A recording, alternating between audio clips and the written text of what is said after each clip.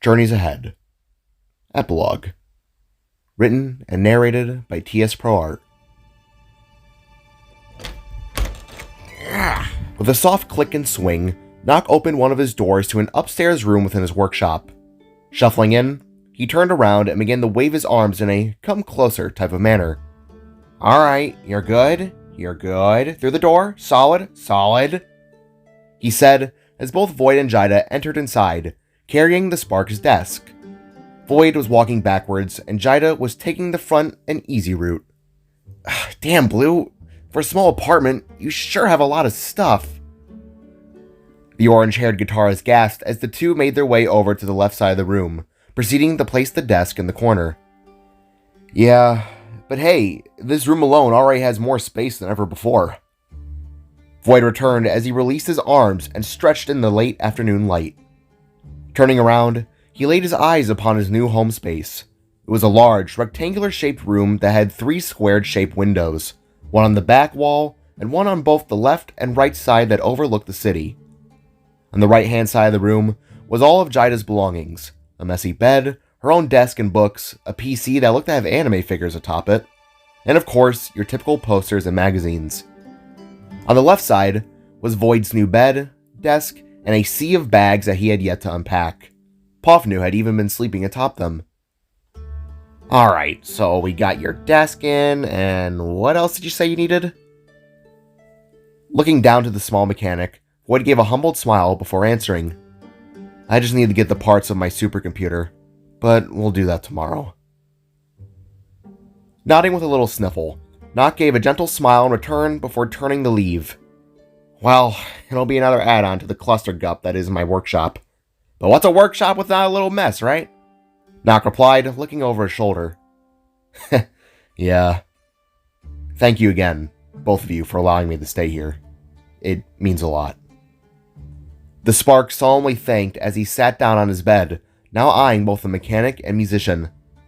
No need to thank us. You're welcome to stay here as long as you wish, Void. Nock finished, before turning and closing the door, leaving both Void, Jida, and Pofnu alone. With a relaxed sigh, Void let his metal muscles loosen before he gently laid his back fully upon the bed. Looking up at the ceiling, he stared in deep thought, before reaching into his pocket and pulling out the red cubed remain of Lotus.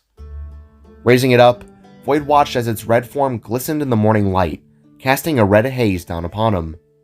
Hey, make some room!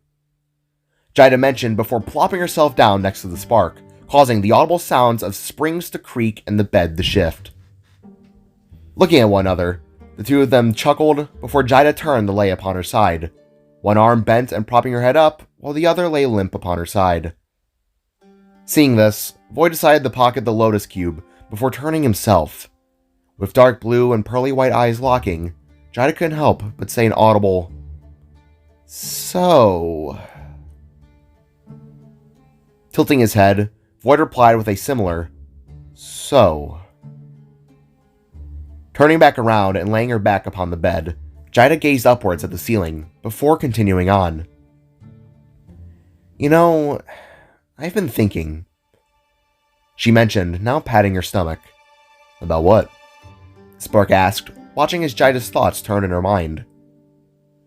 I've been thinking that I want to go back and finish college. The musician revealed while turning to face the Spark once more. Really now? Nodding, Jida turned back to face her friend with a genuine state of fact in her eyes. Yeah, I still had about 1.5 years left when I dropped it, and if I'm being honest, almost dying several times made me realize that maybe I should focus on myself more. I mean, we did just save the freaking Omniverse after all. To this, Void couldn't help but smile and pat Jida's shoulder, feeling both happy and proud for her. If that's what you want to do, then you have the choice to forge that story. Void replied with a snarky grin. Hey, did you just take my words and twist it in your own way? Jida asked with a raised eyebrow. You're not the only one who can still learn, Freckles. Void replied with a chuckle before looking back towards the ceiling.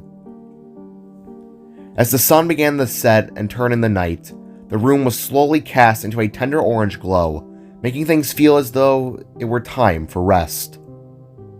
Looking at Jida, the spark adjusted himself to lay properly on his bed. Noticing this, Jida moved herself and allowed her roommate to make himself comfy. "Well, I think I may clock in for the night. I'm really in need of a good night's rest." Nodding to this, Jida stood from the bed and couldn't help but agree. It had been a long day. It started with taking down Lotus and ended with the simple mention of sleep. "Yeah, same here. I'm gonna change into something more sleep-worthy, I guess. You can rest up, though." Maneuvering, Jida made her way towards the bathroom, leaving Void to crane his gaze back up towards the ceiling, leaving him alone to think. Pulling out the Lotus Cube once more, he eyed it with caution, before turning to the desk by his side, proceeding to then place it underneath a lamp, all before turning back to the ceiling to think. Coming out of the bathroom, Jida walked out wearing a pair of sports shorts with an accompanied blue tank top. Her hair had been combed down without its ponytail, making her look more than ready for some long-deserved night of sleep.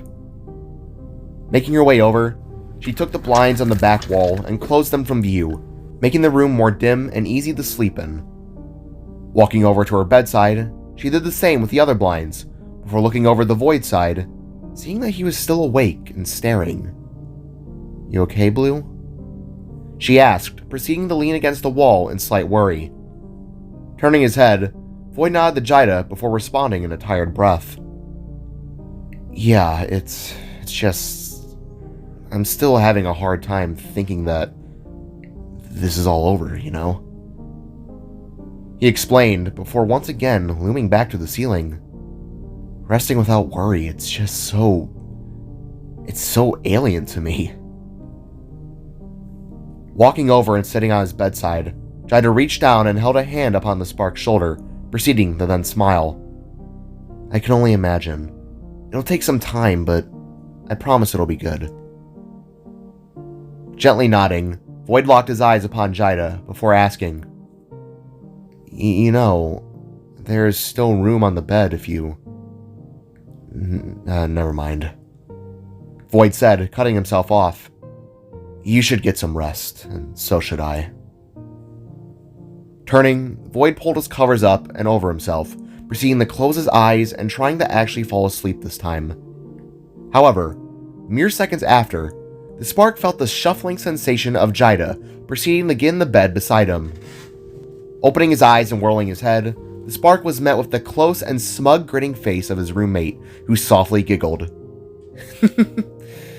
"Invitation accepted," she replied before wrapping her arms around Void and pulling him close, proceeding to then gently warm herself for the both of them.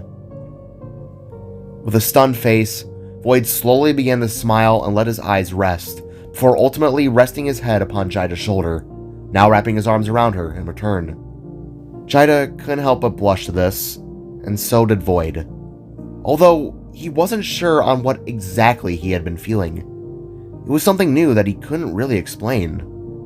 But now wasn't the time to question. It was time to rest. "Good night, Void," Jida whispered softly, making herself comfy. "Good night, Jida," were the last words shared as both Void and her fell into a deep, warm, and well-deserved sleep.